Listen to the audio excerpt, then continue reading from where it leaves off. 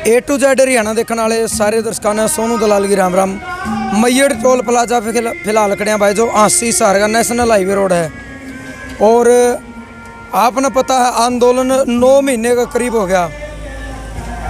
मांगेराम मलिक जी जो उमरा गांव से जो इसके संस्थापक थे, जिनने यह भारतीय किसान यूनियन बनाई, जिनने इनकी नींव धरी, वो आज इस दुनिया में नहीं है। लेकिन 17 अगस्त सन 2000 में आज तक 21 साल पहला भाई वो स्वर्ग सिधार गए थे। तो उनकी पुण्यतिथि पास जो प्रोग्राम कराया गया मैयड़ टोल प्लाजा पे, और अपने साथ एक बुजुर्ग ताऊ जी हैं मंगल खरेटा, मांगेराम मलिक जी के शिष्य हैं, जो मांगेराम जी का पोता भाई भूपेंद्र, उन भाई ने बता शिष्य हैं। तो इन ताऊ जी तो पूरी जानकारी लेवांगे किस तरीके से यह भारतीय किसान यूनियन बनी थी, के उन काम करे थे। तो ताऊ जी सबसे पहले अपना राम राम। राम राम भाई। तो अपना परिचय दे दो आप पूरा। मैं मंगल सिंह खरेटा। ये खरेटा गांव है, गोत है, विलेज है खावा, डिस्ट्रिक्ट भिवानी है। हाँ जी। और मैं मांगेराम मलिक जी के प्रचार से प्रभावित होकर के और उनके साथ लगा था। कौन से सन में? 3 फरवरी 1979 को उन्होंने भारतीय किसान यूनियन की स्थापना की थी उमरा गांव वासी से। उस समय हमने झंडा उठाया था और उन्होंने जो स्वरूप हमें दिखाया था वो आज स्वरूप सामने प्रत्यक्ष खड़ा है। ये खुशी है हमें विश्वास हुआ था उनकी बातों से, वो स्वरूप हमें मिलेगा, वो मिल गया है। आज दिल्ली के चारों तरफ 20 लाख किसान 9 महीने से बैठे हैं। सरकार उससे भयभीत और डरी हुई है, उसको समझ में नहीं आती क्या करें कैसे करें, विचलित है। इसके शुरुआत कैसे हुई? एक सवाल बीच में, भारतीय किसान यूनियन क्यों मतलब बनानी पड़ी? सुन तो लो, इसी बात पर आता हूँ मैं। 1977 में कंजावला दिल्ली के अंदर एक आंदोलन हुआ था और उस आंदोलन के अंदर सरोखाप के लोग इकट्ठे हुए, सामाजिक लोग इकट्ठे हुए जो चेतना रखते थे जी। और उन्होंने ये सोचा कि भाई हमें एक संगठन की जरूरत है, किसानों का संगठन जरूरी है। हर किसी वर्ग का संगठन है लेकिन किसान का संगठन नहीं है, असंगठित क्षेत्र इसको बोला जाता है। और उन्होंने ये कहा कि अगर हमने संगठन नहीं बनाया तो हमारे को ये राजनीतिक लोग बेच देंगे। इसको नस्ल को और फसल को बचाना है और अपनी आज़ादी प्राप्त करनी है। उस समय उनको समझ में आ गया था किसान को आज आज़ादी के बाद आर्थिक आज़ादी नहीं मिली है, वो प्राप्त करने का प्रयास करने के लिए इस संगठन की आवश्यकता महसूस की। और मांगेराम मलिक के साथ गन्नौर से मेजर ईश्वरदयाल त्यागी और दिल्ली बुआना गांव से समर सिंह समर उनके साथ लगे। उन्होंने झंडा उठाया, गांव गांव में वो गए, गांव गांव को इकट्ठा करते थे, गांव में जो आता था उसके बारे में उसका परिचय लेते थे, उसका चाल चलन समझते थे, फिर उसको जिम्मेवारी देते थे, वो आगे चलता था। इसके बाद क्या हुआ कि एक पक्की नाली का खर्चा सरकार ने डबल माल किसान के ऊपर डाला था और वो चौधरी देवीलाल सरकार की देन थी 1977 में। 1977 में हाँ, वर्ल्ड बैंक से लोन लेकर के MITC महकमा बना करके, और जो आपासी कच्चे खाल से होती थी उसको पक्के खाल से करने की व्यवस्था करने के पीछे सोच ये थी आपासी के लिए जो ज़मीन पानी चूस लेती है उसको बचा करके आपासी बढ़ाई जा सकती है। तो उसका इतना माल था कि किला बेची भी वो पूरा नहीं होता टाइम में। हाँ, उगाड़न गांव के 5 किसान गिरफ्तार किए थे। पहले आसी का घेराव किया था, उसके बाद मलिक साहब ने ये आंदोलन पूरे प्रदेश में चलाया था। पक्की नाली का 2 टैक्स के ऊपर, माल के ऊपर पक्की नाली का अलग खर्चा आता था और माल आपासी का अलग आता था। एक ये जनसंपर्क अभियान, जनसंपर्क विभाग जो है वो एक आंकड़ा देता था कि MITC द्वारा इतने पक्के खाल बने और इतने लंबाई और उससे इतनी पीढ़ी की सिंचाई वो जो सूच लेती थी कच्चे खाल वो बची और उससे इतनी आपासी बढ़ी। उसको आंकड़ा बनाया मलिक साहब ने और वो दर्शाया कि जब आपासी बढ़ती है तो पक्की नाली का खर्चा किसा, और उसमें सक्सेस हुए। किसान यूनियन की उपलब्धि, मांगेराम मलिक ने ये आवाज़ उठाई कि हमने जो कर्जा दिया वो कर्जा किसान को उत्पादन बढ़ाने के लिए दिया, हमने उत्पादन बढ़ाया, और जो न्यूनतम समर्थन मूल्य है उसमें लागत पूरी नहीं होती, लागत टूट जाती है, हम कर्जा नहीं दे पाते, फिर दूसरे परिवार का सदस्य लेते हैं, फिर तीसरे से लेते हैं, हम कितनी बार लेंगे, हमारा सब कुछ जा चुका। हमारा हिसाब होना चाहिए कि किसान ने जो कर्जा लिया था वो एक बार लेकर के कई बार वापस दे चुका, वो आँख खड़ा क्यों है, हिसाब चाहिए। तो कर्जा मुक्ति का नारा लाया था, कर्जा माफ़ करो, किसानों का कर्जा माफ़ करो। उन्होंने कहा था खेत में काम करता है उसको सांप खा जाता है, वो खतरे में रहता है, उसका बीमा करो। फिर कहा था सामाजिक सुरक्षा के लिए वर्द हो जाता है और सारी उम्र कमाता है और उसको पेंशन मिलनी चाहिए, सामाजिक समान। जो बच्चा है लावारिस हो जाता है कारणवश से, समाज में ऐसी घटनाएं हैं, उसको पालन पोषण का सहारा सरकार से मिलना चाहिए। वृक्ष जो सड़क और नहरों पर लगे हुए हैं उससे सरकार किसान की फसल खराब होती है, उसमें फसल खराब होने पर किसान का अधिकार है, उसमें भागीदारी मिलनी चाहिए। ये सारी चीज़ें मांगेराम मलिक ने उठाई थी। और 1980 की बात है, पेवा के पास इस्माइलाबाद है, वहाँ एक रैली थी। संयोग से उस दिन एक किसान नेता की भी रैली थी और उस दिन भारतीय किसान यूनियन की भी रैली थी। उस किसान नेता की रैली में राजनीतिक नेता के रैली में कम हाजिरी थी और भारतीय किसान यूनियन की हाजिरी ज़्यादा थी, वो विचलित हो गई। उसके बाद मलिक साहब को कहा ये रोटपाड़ है, खुलेआम जलसों में मीटिंगों में बोलते थे वो कि रोटपाड़ है, किसान को बोला राज चाहिए, संगठन की जरूरत नहीं है, यूनियन छोटे वर्गों की होती है। उन्होंने भगाया लोगों को, लेकिन मांगेराम मलिक हिले नहीं, डिगे नहीं और उस आंदोलन को जन जन तक पहुँचाया। और जो स्वरूप हमें दिखाया था, आज वो स्वरूप दिल्ली के अंदर 20 लाख किसान चारों तरफ से 9 महीने से बैठा है। सामाजिक कितने थे, एक बार करनाल के अंदर एक रैली थी, किसान रैली, वहाँ गगसीना गांव है और गगसीने गांव की एप्लीकेशन आ गई स्टेज के ऊपर मांगेराम मलिक के नाम से कि हमारे गांव में 22 कत्ल हो चुके हैं, गांव का बसेपा खराब हो चुका है, उस गांव को बचाने के लिए सामाजिक तौर पर प्रयास किए जाएं, हम आपसे उम्मीद करते हैं। मांगेराम मलिक ने हमें ले जा करके और उसके गांव की थाई के अंदर बिठा दिया। 13 दिन में गांव इकट्ठा हुआ, जब तक हमने अन्न पानी नहीं खाया, और गगसीना गांव के 22 कत्ल के केस माफ कर भाईचारा बनाया, उनका प्रेम बनाया, और जो कत्ली था उसके जिसका कत्ल हुआ था उसके घर में खाना खिलाया, और इस प्रकार से उनका भाईचारा कराया। अब फिर सुनने में आता उस गगसीने में फिर खराबी हो गई है, हुई थी 6-7 महीने पहले। हाँ, ये हकीकत है। इतने वो मांगेराम मलिक इतने समर्पित थे कि वो पूरा संपन्न करके काम करते थे, व्यक्तिगत कोई इच्छा नहीं थी, कोई लालच नहीं था। उनको एक लालच था, मेरा ये वर्ग जो हताश है, निराश है, पीड़ित है, शोषित है, अपेक्षित है, उसको संगठित करूं और उसको अधिकार दिलाने की रास्ता पकड़ाऊं। उन्होंने ये किया। ये जो झंडा आज है सफ़ेद और ये बैलों की जोड़ी, यह मांगेराम मलिक की बुद्धि की देन है कि हरा जो चारों तरफ है ये किसान की हरियाली खुशहाली का प्रतीक है। सफ़ेद जो है वो इसकी सच्चाई का प्रतीक है, और जो हर जोता किसान है वो इस देश की खाद्य सुरक्षा की गारंटी है। इसलिए लोगो बनाया था, ये झंडा बनाया था।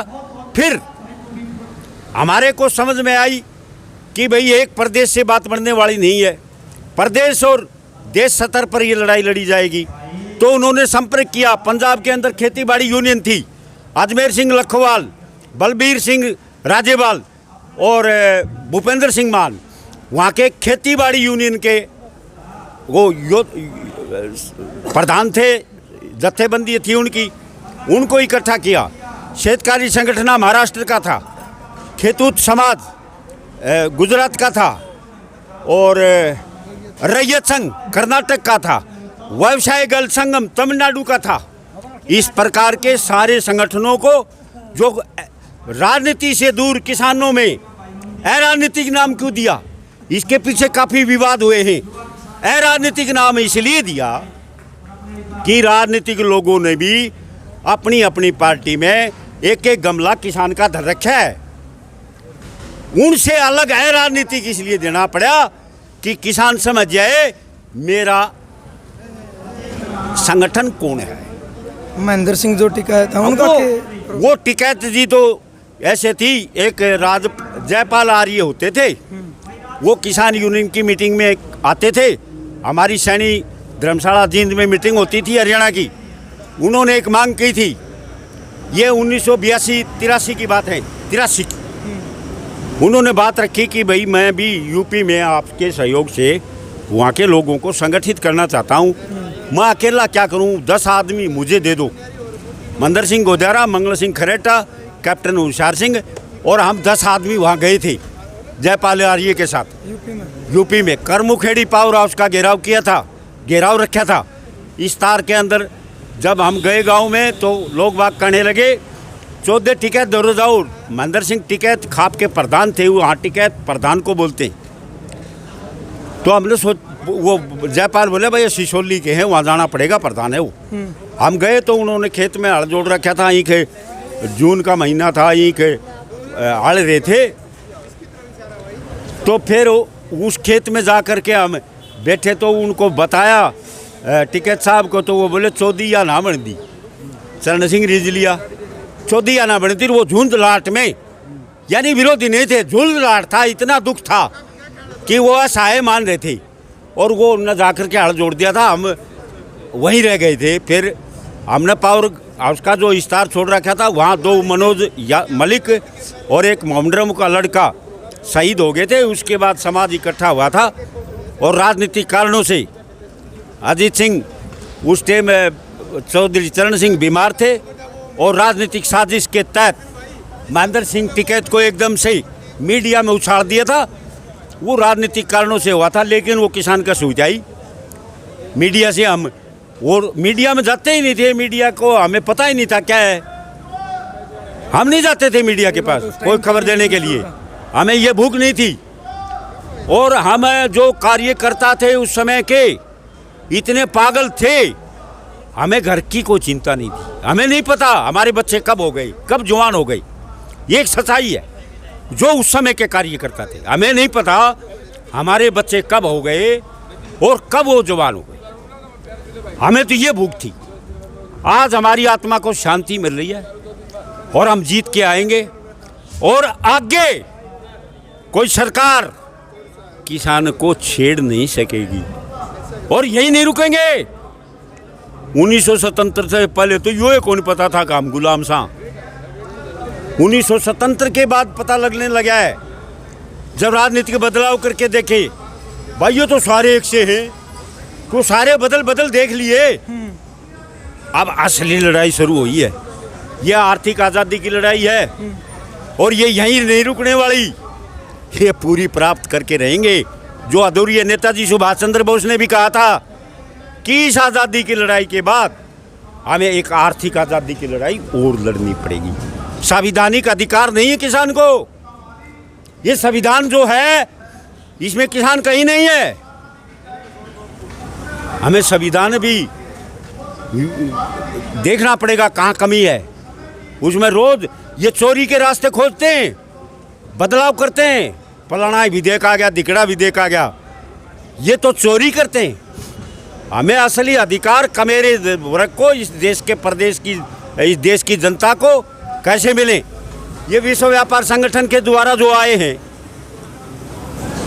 1945 में, ये जब दिख गया कि किसी के ऊपर शासक बन के नहीं लूटा जा सकता, उन्होंने एक ड्राफ्टिंग बनाया। आर्थर डंकल नाम का एक व्यक्ति 1945 में ड्राफ्टिंग के लिए बिठाया।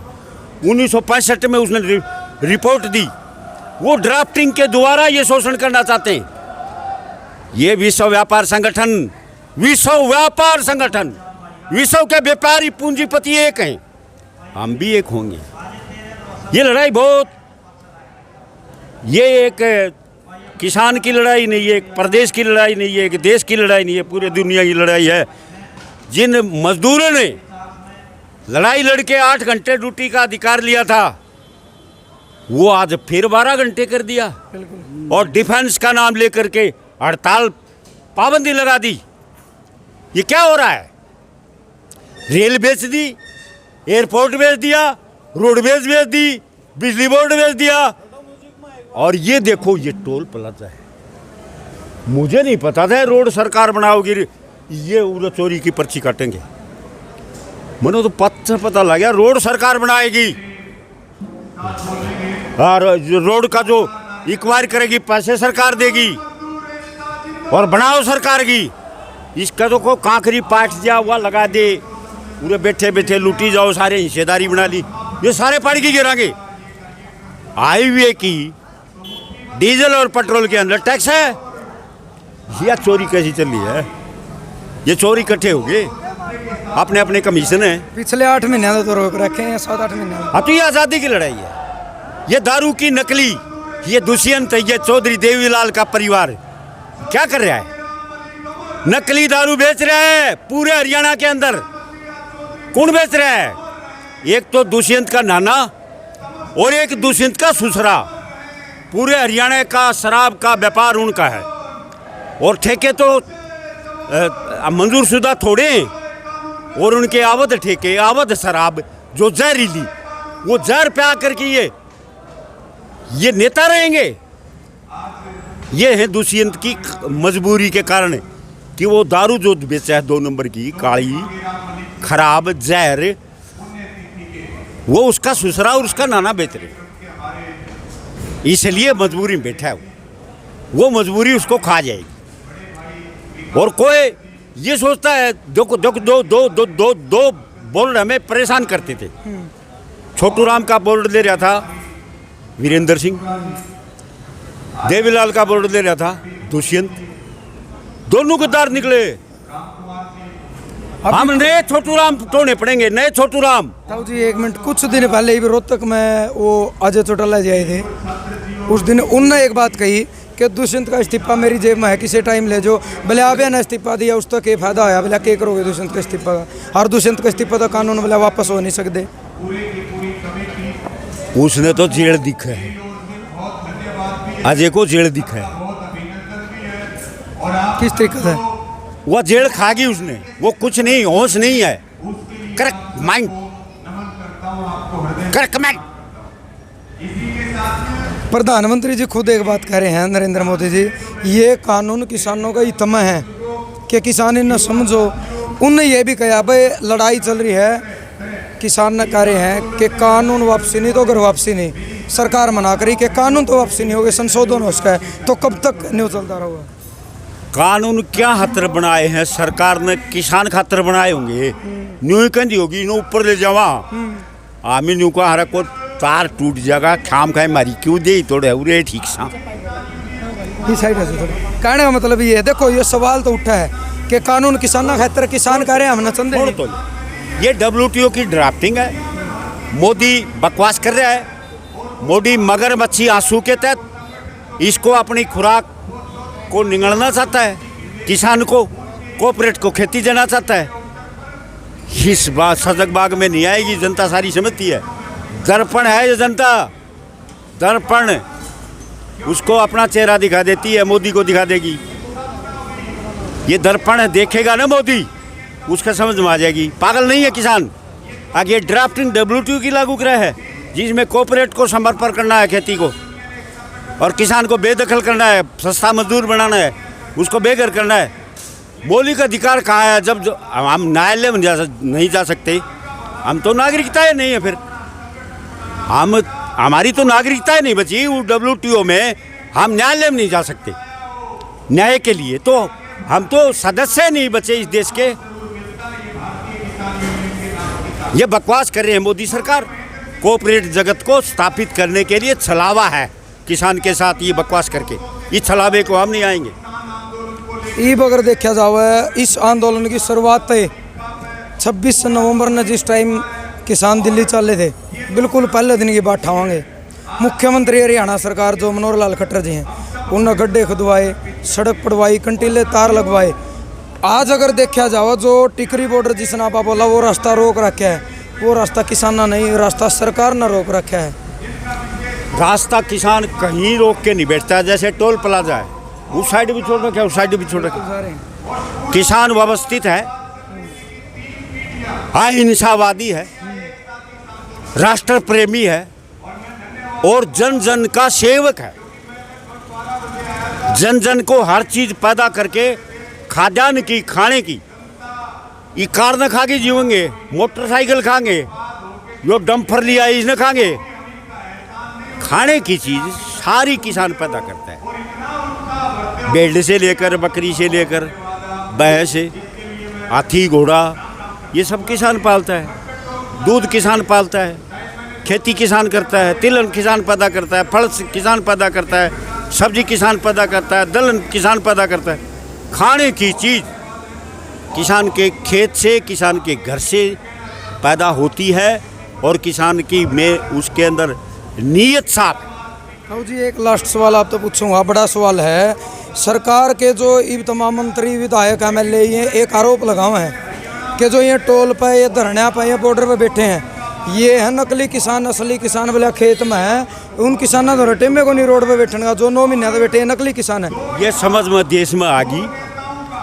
वर्तमान राजनीतिक लोग सारे चोर हैं, वर्तमान राजनीतिक लोग सारे चोर हैं और चोर न चोर दिखा है, झूठा न झूठा दिखा है, नकली न नकली दिखा है, असली न असली दिखा है, सच्चा न सच्चा दिखा है। ये चोर हैं, ये सब राजनीतिक लोग चोर हैं। और बीजेपी के लोग तो इतने गुलाम हैं, इतने गुलाम हैं कि मोदी ने कह दिया रात है तो रात करनी पड़ेगी, वहीब जारी हो जाती है। संविधान कहाँ बचा है? प्रजातंत्र में वहीब जारी होकर के जो जनप्रतिनिधि है वो आज़ाद नहीं, तो क्या की आज़ादी है यार? ये झूठे हैं, ये नकली हैं, ये राजनीति नकली हैं। ये आपकी बता रहे हैं, किसान की नहीं, अपनी बता रही। ये लड़ाई कब तक लगा आपने? देखो किसान तो ये भी कह रहे हैं हम 2024 तक भी लड़ाएंगे अगर सरकार नहीं मानी तो।